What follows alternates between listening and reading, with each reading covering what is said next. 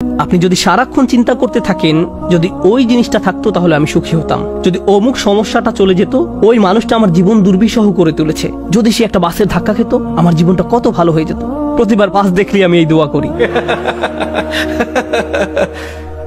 আমরা সব সময় নিজেদেরকে একথা বলে বুঝাই যদি অমুক মানুষটি বা অমুক সমস্যাটি জীবন থেকে চলে যেত তাহলে জীবন কত সুন্দর হয়ে যেত, অথবা যদি অমুক দুঃখটি দূর হয়ে যেত তাহলে সবকিছু পারফেক্ট হয়ে যেত। যদি মানুষের পরিবর্তন হতো, যদি পরিস্থিতির পরিবর্তন হতো, যদি পরিবেশের পরিবর্তন হতো, আমরা এভাবে ভাবতে থাকি সবকিছুর পরিবর্তন হলে জীবন সুন্দর হয়ে যেত, তাহলে আমাকে আর দুর্বল থাকতে হতো না। আমরা ভোগের উপর ভোগ করতে থাকি আর এতে পুরোপুরি আচ্ছন্ন হয়ে পড়ি। আর আল্লাহ আজ্জা জাল্লা বর্ণনা করছেন, জানো তুমি কত দুর্বল? তুমি একটি মাছির চেয়েও দুর্বল। দুআফাত তালিব ওয়াল মাতলুব। যখন তিনি এভাবে বলছেন আমি আপনি মজ্জাগতভাবে অবিশ্বাস্যভাবে কতটা দুর্বল, একটু চিন্তা করে দেখুন। আপনাদের প্রত্যেকের মাথায় বিভিন্ন জিনিসের চিন্তা আছে প্রতিদিন। আমরা এখন রোজা রাখছি, নামাজ পড়ছি, আর আলহামদুলিল্লাহ নামাজ পড়ার সময় আমরা মনোযোগ ধরে রাখার চেষ্টা করি, কিন্তু এর বাইরে আপনার মাথায় কোন চিন্তা ঘুরঘুর করে? আপনি কি নিয়ে উদ্বিগ্ন থাকেন? আপনি কি নিয়ে চিন্তা করেন? কোন চিন্তাটি আপনার মাথায় সারাক্ষণ ঘুরতে থাকে? কোন জিনিসটির ব্যাপারে ভাবেন এটা যদি থাকতো, আর কোন জিনিসটির ব্যাপারে ভাবেন যদি এটা না থাকতো?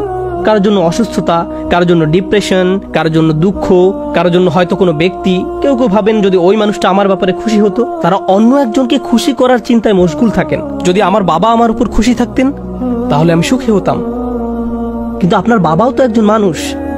তিনি যদি আজ খুশি হয়েও থাকেন, কাল হয়তো তার জীবন শেষ হয়ে যেতে পারে। তারপর আপনি কি করবেন? এরপর আপনি কোথায় দাঁড়াবেন? সুতরাং আমি আর আপনি এভাবে এসব জিনিসের পেছনে ছুটতে থাকি।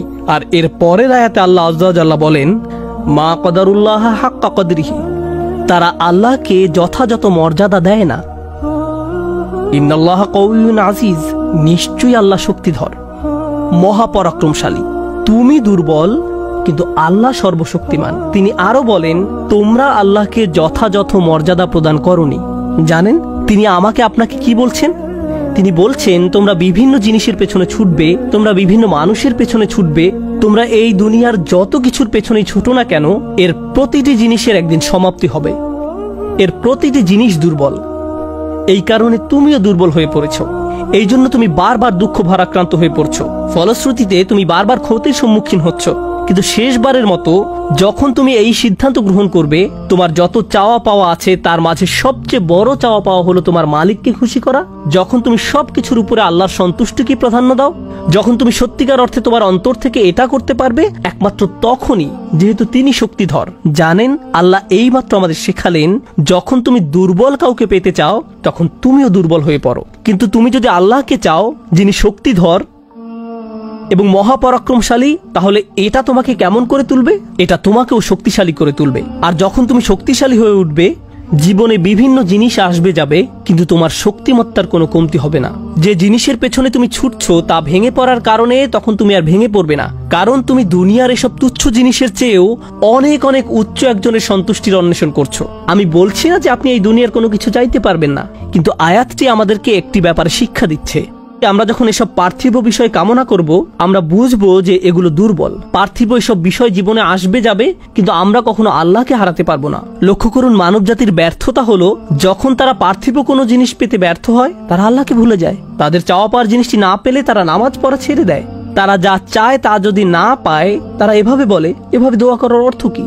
তারা যখন তাদের আকাঙ্ক্ষার বস্তুটি পায় না, তখন দুঃখ হতাশা একেবারে ভেঙে পড়ে এবং বলে, আমি তো আল্লাহর সাথে কথা বলার শক্তিও পাচ্ছি না। এমনটি ঘটার কারণ হলো সমস্যায় পড়ার পূর্বে আল্লাহর সাথে তাদের বন্ধন শক্তিশালী হয়ে ওঠেনি। যদি সে বন্ধনটি আগে থেকেই বর্তমান থাকতো, যেমন মূল যদি শক্তভাবে গাঁথা থাকে, তাহলে ঝড় এলে এদিক ওদিক দুলতে থাকে, সম্পূর্ণ ভেঙে পড়ে না, মূলের উপর দাঁড়িয়ে থাকতো। আর ঝড় চলে গেলে আবার ফল দেয়া শুরু করতো। এরকম একটা উপমার কথা কোরআনে অন্যত্র এসেছে, আসলুহা সাবিত ওয়া ফারউহা ফিস সামা। লা ইলাহা ইল্লাল্লাহ হলো এমন একটা বৃক্ষের মতো যার শেকড় মাটিতে এবং শাখা আকাশে উত্থিত। এটাই ঈমানের শক্তি। এই আধ্যাত্মিক শক্তির ধারণাটি আরো পরিষ্কার করার জন্য আমি আপনাদের নিকট একটা উদাহরণ পেশ করব। শক্তিকে আমরা বিভিন্ন জিনিসের সাথে সংযুক্ত করি। আমি বহু বছর আগে একটা ঘটনা নিয়ে কথা বলছিলাম, কিন্তু এখন এটি আমাকে অনুপ্রাণিত করে। যুক্তরাষ্ট্রের নিউ অরলিন্স অঙ্গরাজ্যের একটা পরিবারের একটা ঘটনা। পরিবারটা ছিল অনেক ধনী, তাদের গাড়ি ডিলারশিপের ব্যবসা ছিল। তাদের দোকান ছিল একেবারে সমুদ্র সৈকতের পাশে। তারা দামি দামি গাড়ি আমদানি করত এবং বিক্রি করত। এরপর হ্যারিকেন ক্যাটরিনা আঘাত হানল। ক্যাটরিনা এসেছিল বিশাল জলোচ্ছ্বাস নিয়ে এবং এর ফলে তাদের কেনা সকল গাড়ি ভেসে গেল।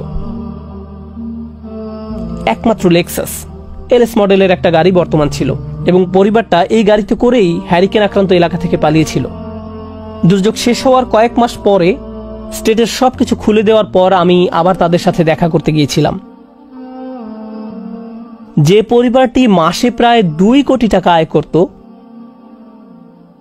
তারাই এখন সেই লেক্সাস গাড়িতে করে পিজা ডেলিভারি দিচ্ছে। পরিবারটি এখন এই কাজ করছে। এক ব্যক্তির পিজা দোকানের জন্য তাদেরকে হায়ার করা হয়েছিল। মা বাবা দোকানে পিজা বানাতো আর ছেলে লেক্সাসে করে সেই পিজা ডেলিভারি দিত।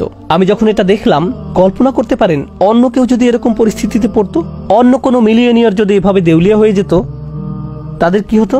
তারা সম্পূর্ণ হতাশ হয়ে যেত, মদের বোতল হাতে জীবন পার করে দিত। কারণ তারা মনে করত যা তাদের ছিল তাই তাদের শক্তিশালী করেছে। এখন যেহেতু এই সম্পদ হারিয়ে গেছে, আমার পক্ষে আর এই পরিস্থিতি মোকাবেলা করা সম্ভব নয়, এই ধরনের ক্ষতি সহ্য করা সম্ভব নয়। কিন্তু এই পরিবারের ক্ষেত্রে যখন আমি তাদের সাথে দেখা করলাম, সবাই খুবই শান্ত, নির্বিঘ্ন। বাবার অনেক বয়স হয়েছিল। এই রকম বয়সে এমন ক্ষতির সম্মুখীন হলে মানুষ হার্ট অ্যাটাক করে, উচ্চ রক্তচাপে ভোগে, কিন্তু এই মানুষটা সম্পূর্ণ শান্ত। তো আমি তাকে জিজ্ঞেস করলাম, কিভাবে এটা সম্ভব? আমি এমনকি আমার প্রশ্ন করাও শেষ করতে পারিনি। আমি শুধু বললাম, কিভাবে? তিনি হেসে উঠলেন। তিনি বললেন, যখন ব্যবসা ভালো ছিল আমি সারাক্ষণ ফোনে ব্যস্ত থাকতাম। শিপমেন্ট এসে পৌঁছেছে কিনা, পেমেন্ট দিতে দেরি হচ্ছে কিনা, কার কি ডেলিভারি দেওয়া প্রয়োজন, কাস্টমার খুশি কিনা, ট্যাক্সের হিসাব ঠিক আছে কিনা, কর্মচারীদের সমস্যা, অমুক সমস্যা, তমুক সমস্যা, এসব কারণে আমি কোনো মতে জুমার নামাজে উপস্থিত হতে পারতাম কোনো রকমে। কিন্তু এখনো তো টেবিলে খাবার আছে, এখনো তো আমাদের মাথার উপর ছাদ আছে, আর এখন আমি নিশ্চিন্তে মসজিদে গিয়ে নামাজ আদায় করতে পারি। আর সকালে ঘুম থেকে উঠে আমাকে কিচ্ছু নিয়ে ভাবতে হয় না, একমাত্র আমার রবকে মনে করা এবং তার কৃতজ্ঞতা জ্ঞাপন করা ছাড়া। আমার আসলে মনে হয় আমার জীবন শেষ হওয়ার পূর্বে আল্লাহ আমাকে সহজ জীবনের এই নিয়ামত দান করেছেন। সেই বাবা এটাই বলেছিলেন, কোনো সাধারণ মানুষের পক্ষে এভাবে কথা বলা সম্ভব নয়। আপনি যদি এমন কথা অন্য কোনো ব্যবসায়ীকে বলতেন, সে বলতো এই লোকটার মাথা নষ্ট হয়ে গেছে, তার সকল সেন্স নষ্ট হয়ে গেছে।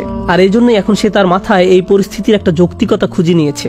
আপনাদেরকে একটা কথা বলছি, একজন মানুষের পক্ষে কেবল তখনই এভাবে কথা বলা সম্ভব যখন সে বুঝতে পারে যেসব জিনিসের পিছনে সে ছুটছে তা দুর্বল। কেবলমাত্র আল্লাহই শক্তিশালী।